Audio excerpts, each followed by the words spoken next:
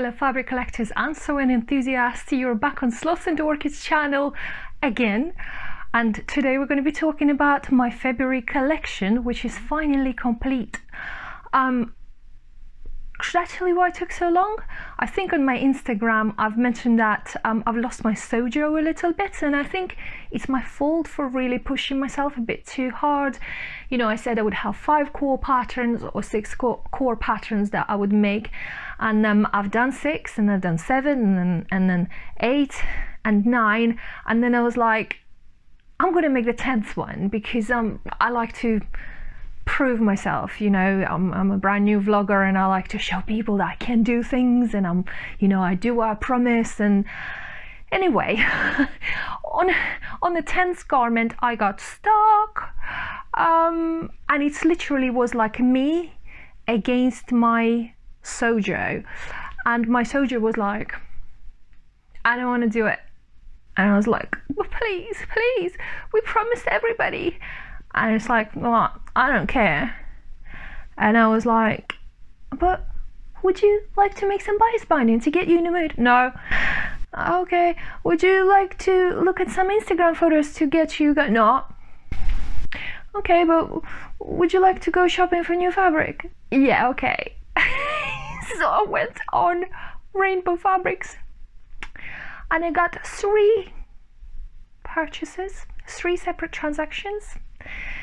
Oh yes, indeed, yo. And I got 2 of them now, and let me just tell you this. I'm so excited. That is just so off topic. I pushed myself too hard, and I think my sojo snapped. It snapped, it broke under pressure, and I literally did not want to do anything. And also another thing is that last week I did my Frugal Frocks episode, and my brain got confused. It was like, why are we doing another planning? We haven't finished this collection yet. So anyway, so all of this was happening, but in the end I slowly got myself to the point where I very slowly and carefully completed my light garment, and I photographed everything so it will be ready to go wherever it goes when I talk about it. And I will also show you some close-ups, so you should have plenty of feast for eyes, if that's what you consider my stuff to be. If not, you'll just stare at loads of photographs whilst I'm talking on the screen, which is also nice. Okay, just keep watching. So I'm gonna start. Okay, so I'm going to start with my, I just don't know what I'm saying. I'm going to start with, what am I starting with? Oh my god. Okay, so let's start.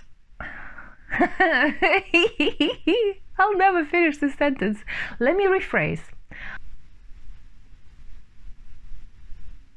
My brain is like not even engaged in this conversation right now. Why? So we're gonna start with the stretch crepe set. Vicky sews Ruta Pant and Jennifer Lauren Juniper cardigan. Let's start with the pant. Okay, what can I say about this? The only thing I can say about it is it's super comfy. I mean, I can bring it for close-up.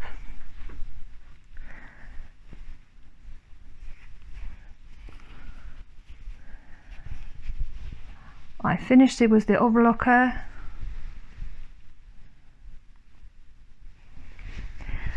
And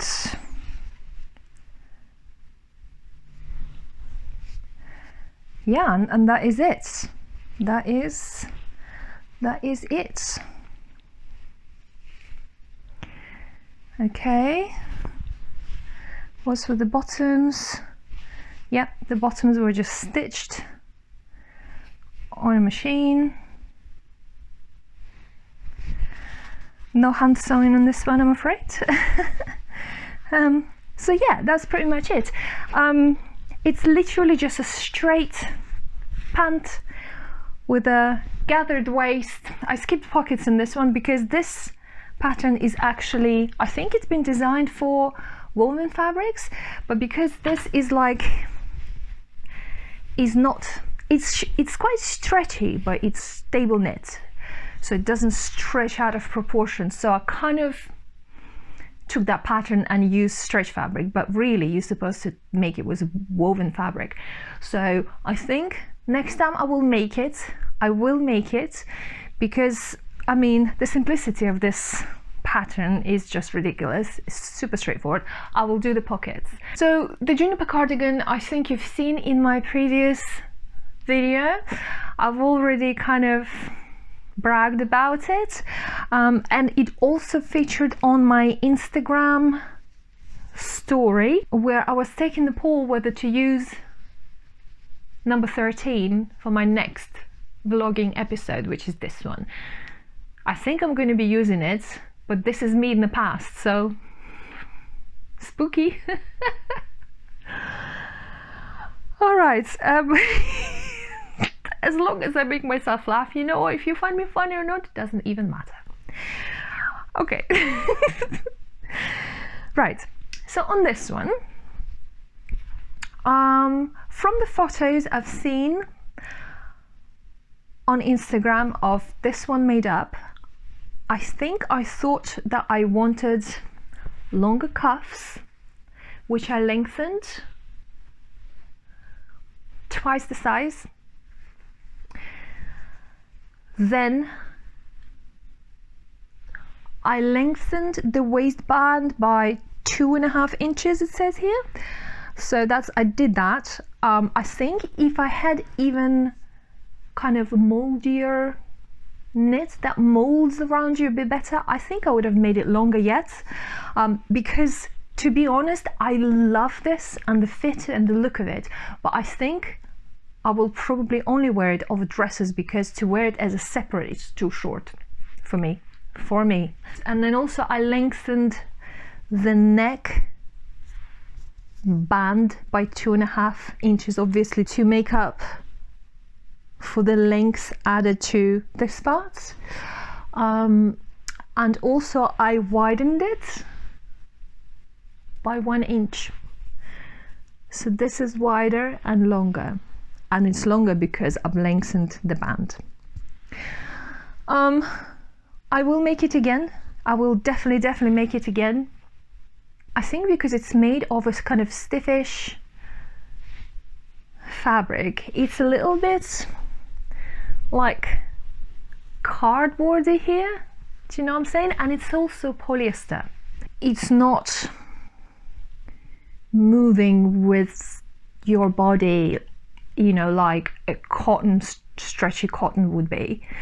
Or, you know, if I was making this, say, out of viscose knit, I would make it a size smaller and I would really lengthen the bottom of it, so it would be just like super fitted. Oh, that would be awesome. I should do that. Next up, we're gonna go for another set that I made with this gorgeous Lady McElroy viscose jersey gifted from Minerva. So it's Sewciety high-rise pants and it's Forget-Me-Not free pattern Vera top, which is quite popular these days with everybody. So let me start with the top. The top is absolutely lush. You've got your gathered sleeve and a long cuff, which I think for me was a deciding factor to actually make this, and you've got a lovely banded V neck here, and then other than that, it's just a nice kind of classic design with a little bit of like a dramatic sleeve here. Okay, so let me just show you. Oh, let me just show you up close. So this is your neckband,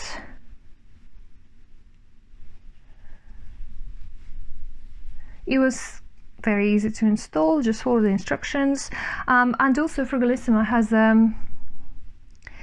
sew along for installing this band, so I will pop the link down in the comments, just like that. And then what have we got here? It's just the hem.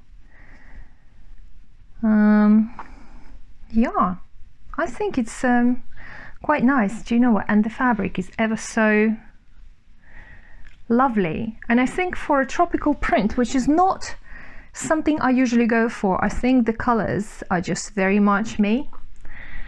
So I will show you on the photos. And my notes here say that I haven't made any changes to this pattern at all.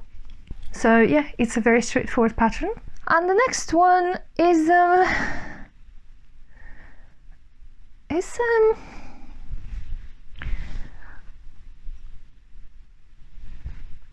I mean, is a Brya pant?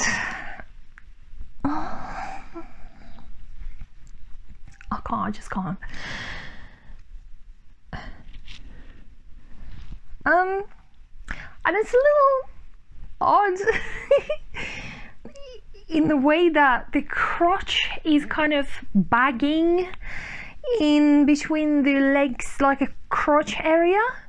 So it creates a little bit of space for, you know, Pampers probably, or, you know, if you are leaving somewhere and you want to just like knit something, so you stuff it down your pants.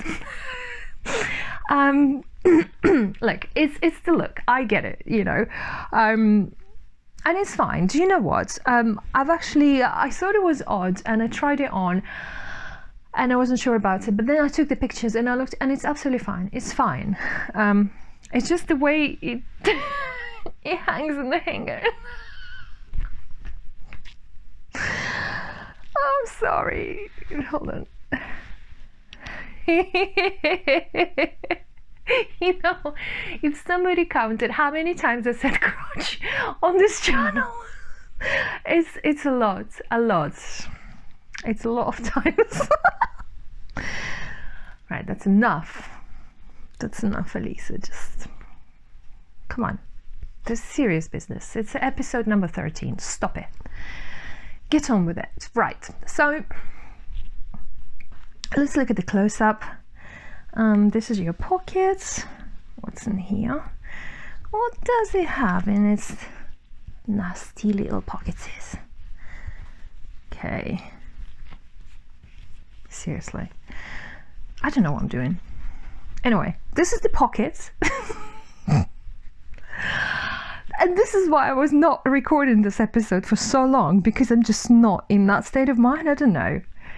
I'm just a bit off, and not in a good way, you know.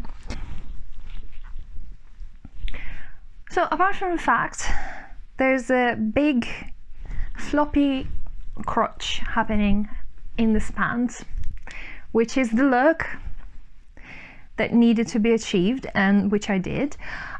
There's not much happening on this pant. It's like just a chilly outy kind of pants. I think maybe it could be made with something shimmery. Would be quite nice for the evening.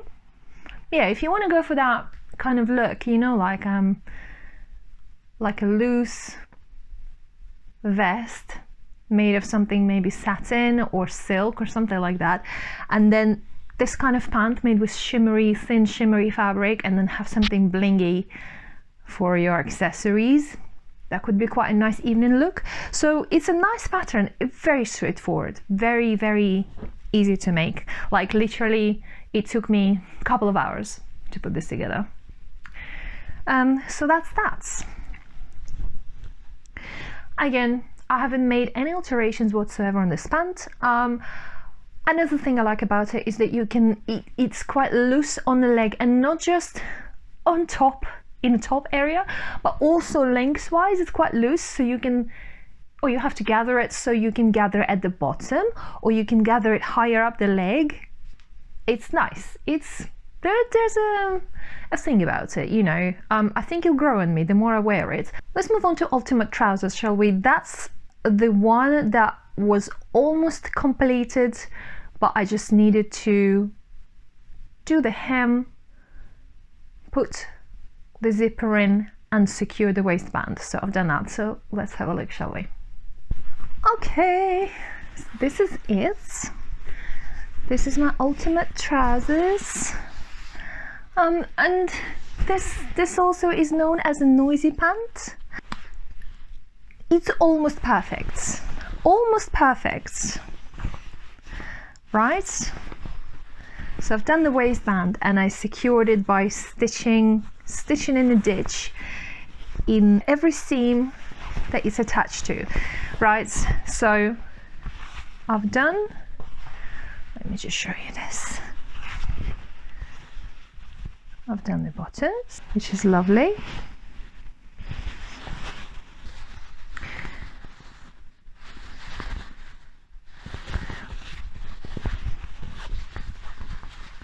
There we go. There's a French seam. There's not French seam, it's a flat fill seam. And basically I've done the flat fill seams on all seams, and it kind of became a little bit of a problem when the time came to install the zipper, because the zipper is then supposed to, it's supposed to have an open seam, isn't it? So I had to really improvise. I didn't improvise, I just literally cut it. I cut it and I just tried to kind of manipulate it the best I could, but you know what, being the noisy pants, it's very unlikely that anybody will come to looking at them this close anyway. So let's just say that this is a finished pair, all stitched in the ditch here, the hand sewing here. Oh, I don't know what's happening here. So yeah, so what can I say, this pant is super comfortable despite being noisy, and it's also comfortable to sit in. Okay, so it could be a nice driving pant if I had to drive long distances, because it's cotton twill. It's 100% cotton, so it's super comfortable. I'll be able to breathe in it. It's a lovely color as well. So I'm glad I finished this garment. I'm glad I have it in my wardrobe. But you know what? Sometimes these odd ones out are the ones that surprise you, and you reach out for it when you least expect it, and you're just happy they're there. So that's that. So obviously it's over at Ultimate Pant. Will I be making it again? Yes, most definitely. I think I'll be making it again out of maybe some sort of brushed cotton or something that doesn't make noise. But the fit is very, very lovely. I'm quite happy with it. The next one is the gorgeous Deer and Doe Safran pant. I loved it in my the one before last episode, and I love it still, and I will love it forever. I almost made a new pair. Maybe I should have. Maybe my soldier would be happy then, because I had to stop myself a couple of times, but never mind. On the photos you can't really see the jeans really too well, but what you can see is how great the fit is. And just trust me when I tell you this, it's so comfortable. You literally put it on. I put it on for photographing, and I was like, oh, and it's literally just like, it just like cups you everywhere. You know, the cut of it is just so absolutely clever. So as I said in my previous video, when I tested it for fit, it was absolutely spot on. So I did no changes whatsoever, just stitched it as it was. I did attempt embroidering the pockets, which didn't quite live up to my expectations. Hopefully next time. What I have to say about making jeans, one, make sure that you can really stitch in a straight line, and that's all about the top stitching. If you can stitch in a straight line and control where you stop to turn your corner for it to be the same distance from each seam, each side, you'll be fine. Honestly, there's nothing whatsoever difficult about making jeans. This is my second pair, and oh my gosh, much more successful attempt at it too. The most necessary tool I found for me is like a bulk, what's it called? There's a bulk level tool. Is when you go from a thin part of your seam onto the bulky, where, for example, a few seams intersect and you have a lot of seam allowance bulked up. And usually my machine starts just stuck in one place, and sometimes you get like a thread bunny underneath, you know, like if you're just persisting with it. But what really saved me is this tool here. I'm sure you've seen it many times, but it's just basically it just has a thinner part and it has a thicker part, and you put it into under your needle to make up for the height where you have bulky seam, to make up for the height where you don't. So you just put that there and your machine keeps stitching in there, and you just come out of that area and literally your seams you don't even see the difference. Like, I'm just trying to find you like a little area. So for example, you have quite a thin area here, and then here you have quite a bulky seam coming up. So I was just put it like that, and it would go from thick to thick rather than from thin to thick, you know, and just no problem at all. Look at the stitches, can't even tell. So I think for me this is the secret to nice top stitching. Yeah, so everything's really quite happy, you know. I mean, I'm very happy with the zipper installation. I literally just followed every step in there and it was no problem whatsoever. It was really lovely, really lovely. I mean, the pattern instructions are absolutely gorgeous. The pocket design I shamelessly copied of Closet Core free resource that you get when you sign up for their newsletter and free resources, and there was like a pockets template collection, and I think they only had like 2 or 3 lines on theirs, but I've decided to just like go ahead and just have like 27 of them, you know, 6. Yeah, so that's it. I mean, another thing, if I had pliers, I would probably install little rivets in the corners of the pockets as well, but do you know what, we're just going to see how it wears. I think it should be fine. What have we got here? Yeah, I've overlocked this on the inside only because it was like a tester, but I think when I make this pattern again, because I already know it's perfect for me, I'm gonna flat fell seam everywhere. So yes, absolutely adore it. I can't wait to take it out for a spin, for a walk. I haven't worn any of my garments because I wanted to vlog about them first, and I wanted to photograph them like brand new and unworn.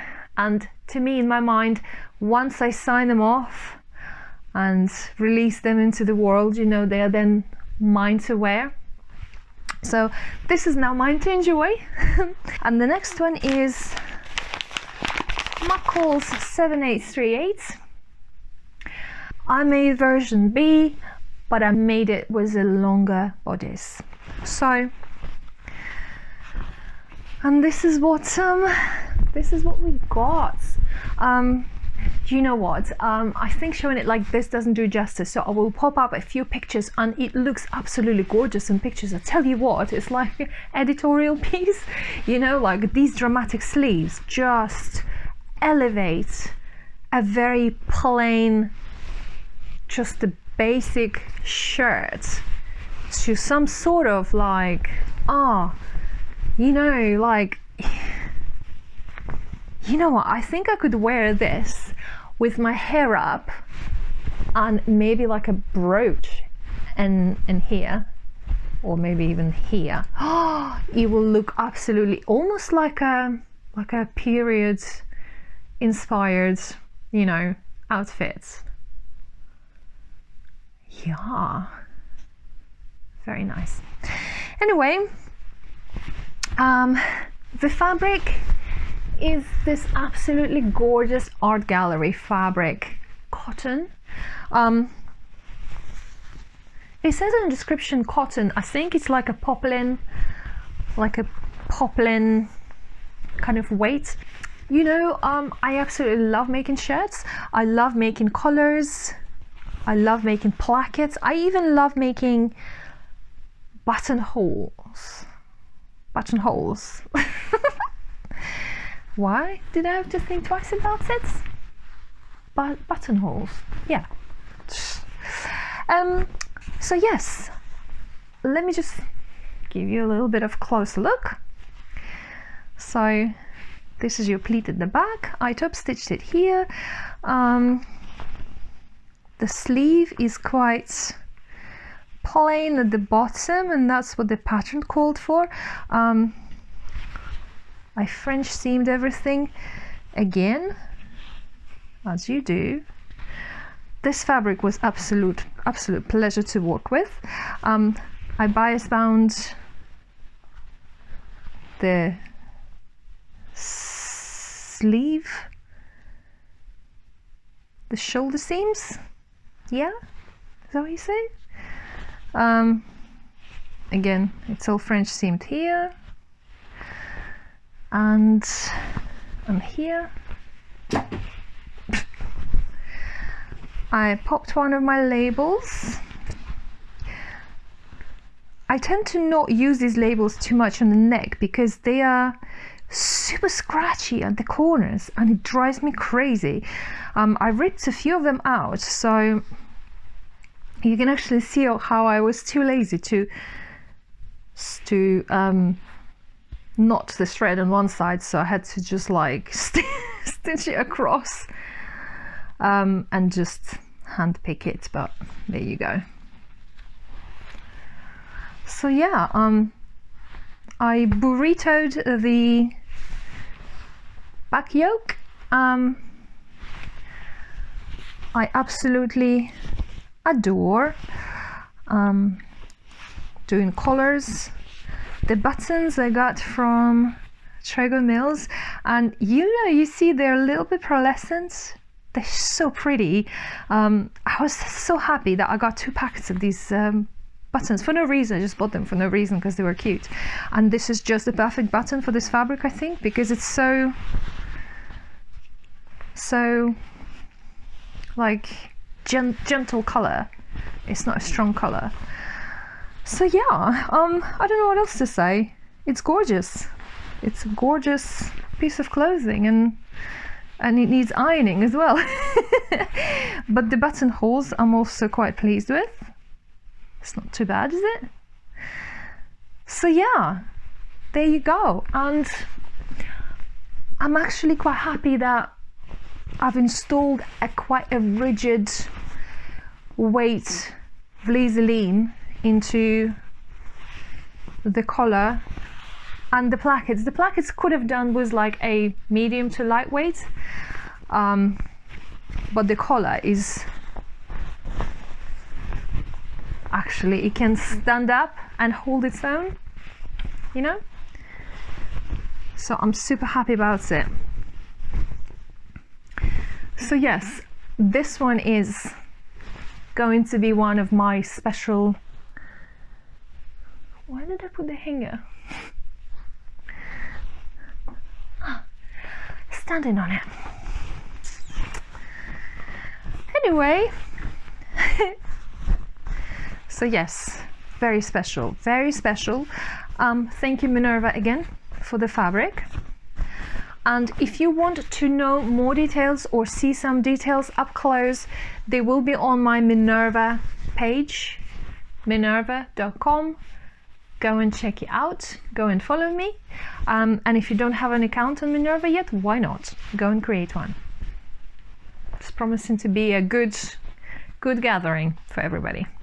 Okay, so next one is my little baby blouse.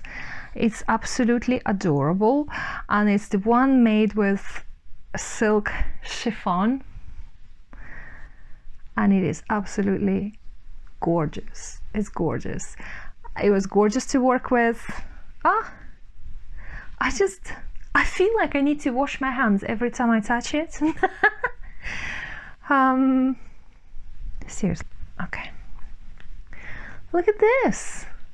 How adorable is this? And I did the same kind of sleeve on this one as I did on the other ones. I thought at first about making ties on the sleeves as well, but then I thought they're probably gonna drop in every drink and every piece of food or anywhere else that I'm standing near. So I went against that idea, and then I just did my wide sleeve gathered at the bottom. Working with this fabric was absolutely amazing. It's just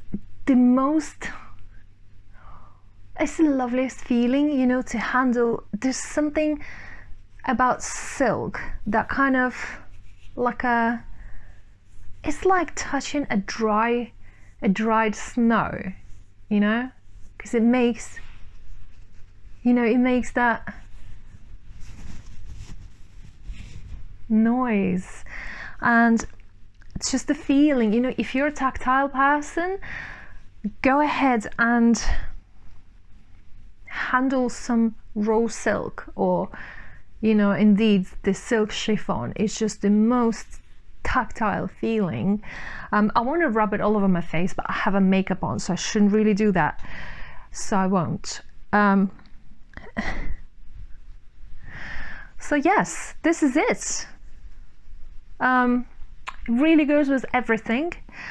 I have some beautiful close-ups I've taken today. Oh, they look so delicious. Again, go and check out my profile on Minerva. But let me just show you a little bit close up. So obviously all the seams were French seamed. I decided I'm gonna leave, oh yeah, I had to baste every seam. I literally had to baste every time I turned the fabric, baste it in place. And I decided not to pull the basting stitches out. I decided to leave them in because they're just like a little extra reinforcement, and keeping everything in place. This is it. Doesn't it look just so tasty? Yeah.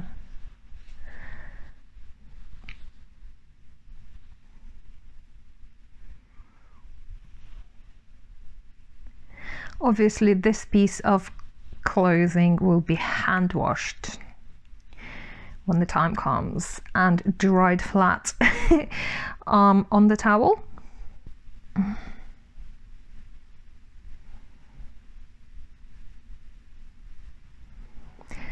It's just super, super tasty.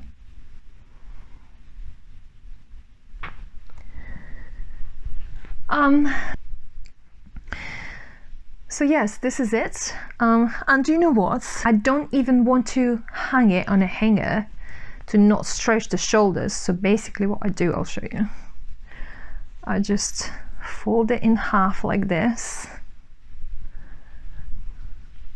And then I put the hanger here. And then it's just like that. Yeah, and this is it. So that's that one. Let's move on to the last piece of the collection, the troublemaker of my Sewciety. I'll show you. I planned to make something else of this fabric, and then at the last minute I changed my mind and I went for Simplicity 8084. It's a Mimi G style, a shirt dress, and I made the one in the middle the shorter one. And look at her, right? Just look at her. Look how amazing. She looks amazing in it. So I'm looking at it and I'm thinking, she's a curvy girl. I'm a curvy girl. You know, it looks amazing on her. So obviously it will look amazing on me. Wrong. Finish the dress? No. It does not look amazing on me. And basically this month I've learned I really do not like gathered waist on me. B, I definitely don't like mandarin collars on me. And 3, that I'm not so sure that I like tabs on the sleeves. You know, so I made this dress in the most beautiful way. I've finished it immaculately. I've added the cutest details, like I'll show you. Look at this.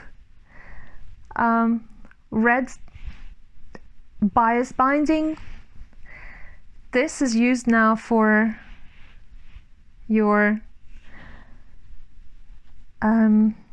gathering channel on the insides. Then I've added another one of my labels. It says scandalous. I don't know whether it's like the mirror image or not, but just FYI. And then I had to make some shoulder pads, which I also covered in red to match this and this. I mean, it's just so delicious on the inside. And I finally kind of made my peace with it, and it sits okay. I think once I added the shoulder pads, it kind of changed it a little bit to the better fit for me.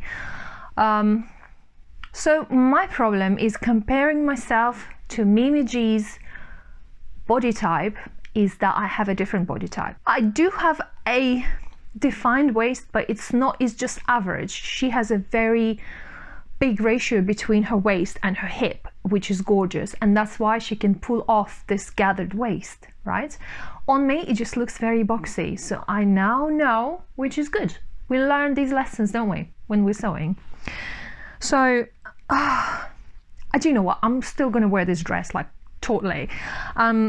And if you remember, I think if you watched my first episode, I was making these 1940s shoulder pads for my vintage dress, and I've made a few extra pairs. And I dug one out and I covered it in this, like a red satin fabric, which is quite adorable, I think, just to have that red secret bits on the inside, you know, it's just too cute. So once I installed the shoulder pads, I had to play around to see how I position them because they're not small. But this is fine. It now is okay. I'm gonna pop some pictures on. I tried it on. It looks quite nice with the jeans, I have to say. It looks okay as a dress. I'm not sure whether I will wear it as a dress often or not. And also what I need to do, I need to cuff the sleeves, because for a minute I left them quite loose. I think maybe if I cuff them, that again will add a little bit to a better look on me. And it's just such a shame. I'm absolutely gutted. I'm not sorry I spent this time on making this dress, but I did enjoy making it. I really love the process of it, and I really love the end result. I mean, look at how cute this is. I mean, look at the little gathers, you know, like, look at these little buttons, and there's a concealed placket, which I absolutely enjoyed making. But you know what, this fabric runs, do you see what I mean? This fabric, I do believe it's from Stuff and Still. Actually, I've never tried their viscose. Maybe there's a difference between viscose and rayon after all. But this fabric is different. It's still gorgeous, but it's different. And I chose these buttons of this color because they're hidden anyway, you don't see them. And there's this detail here. This is your dip hem. Oh. You know, it's just so pretty. Look at these gorgeous little gathers. I loved making this dress.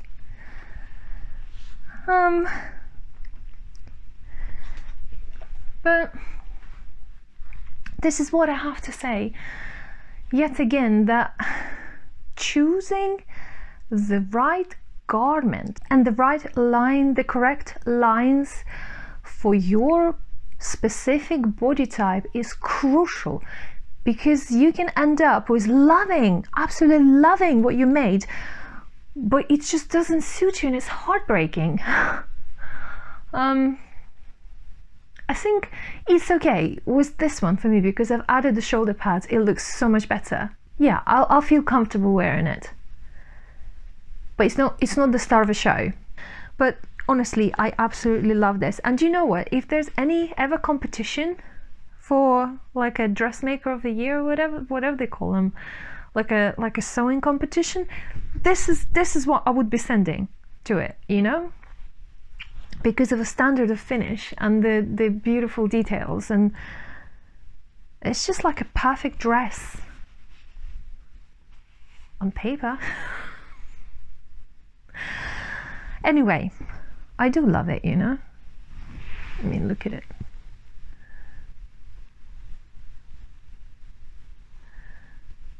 So absolutely gorgeous. Now the last one that I forgot about is the one I'm wearing today, and this is a givre. God knows, I don't speak French. I speak Russian, and in Russian we would read it as givre. This is my Dior and Doe top. I love it. I love the designs, the design lines. I love how it gives you the break lines in just the right places. It's just like slightly longer in the back, and you know, you can make it into a dress as well, don't you? And then you can leave the long parts off and make it like a short sleeve. I mean, there's so many possibilities. I absolutely adore this pattern, and I absolutely love Dior and Doe pattern. Little addition. And yes, I know you all sew waist and you don't want to hear about the knitting, but just wait. Just wait. Look at this. Anyway, I just made a tube. I just made a plain tube, and so basically, I think my microphone's not gonna like this, but I will give it a try. So this can be like a snood, or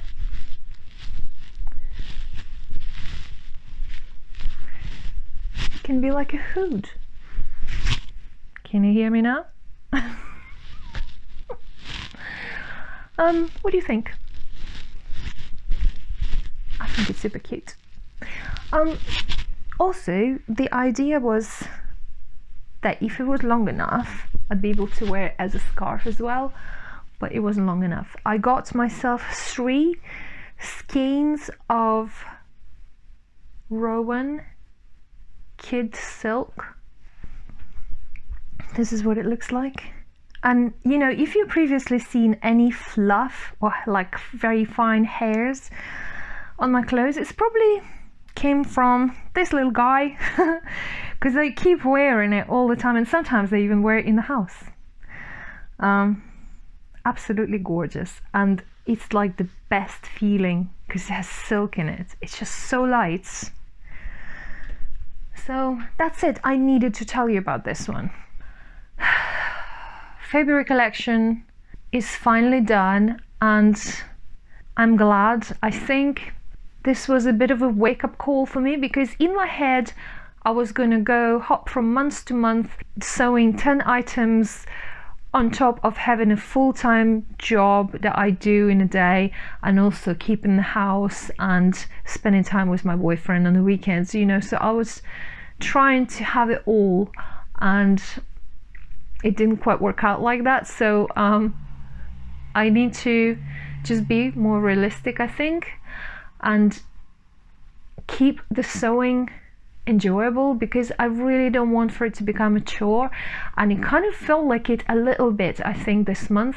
And you know, I had so many comments saying, oh, how do you have the time to do it all? But you know what, I don't. I made the time because I was like, yay, I was so excited about this new vlog. But at the end of the day, it's also my life, and I have to have like a work life vlog balance.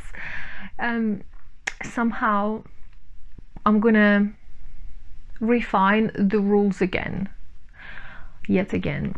From now on, I'm not gonna make plans for the month, but I'm gonna be doing a weekly video reviewing what I've done during the week. So I'm gonna try and go at a natural pace, and some weeks it might be finishing 3 things, and some weeks it might be finishing half a thing, you know.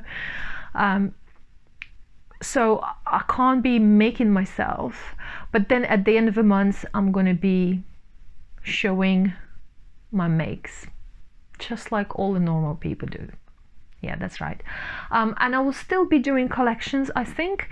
Now and again I'll try to make them themed, because I have a couple of themes that I keep thinking about that I need to do. So basically I'm not making any plans for March. My only plan for March is to do my frugal frock. That's the plan. If I finish anything or start anything on top of that, that's going to be a bonus, and I think I will, but I'm not going to make plans because I need to step away from plans for a minute. And then I did order, whilst my Sojo was playing up, I was trying to cheer myself up, and I've ordered 3 lots of fabrics from the Rainbow Fabrics. So I will be making a fabric haul video, which I haven't done yet. And loads of you guys are asking me how I choose my fabrics when I buy them. So I think whilst I'm going to be doing my video, I'll talk a little bit why I chose what I chose. And I tell you what, they have a freaking amazing selection in there, at least for me. Like, I know some sites have more like autumnal colors, palettes, fabric. It depends on who's curating the collection, but you know, people in the Rainbow Fabrics sites, just like my guys, which is not very good for my wallet, but it is very good for my sewing taste buds, if you wish. Yeah, and what you think about losing Sojo? Has it happened to you? It was my first time when it actually that severely happened to me, because before I haven't had the commitment to do any sewing, so I would just take no notice and just come back to it whenever. But this time I was really kind of not stressing about it, but I was really mindful that, the time is ticking and I need to get on with it, and that was kind of even delaying it more. All right, thank you for spending your time with me today. I hope you enjoyed our little chat. I hope you enjoyed my collection. Let me know which one was your favorite, and I will see you at the end of the week with my Friday sews catch up. Have a good one. Bye.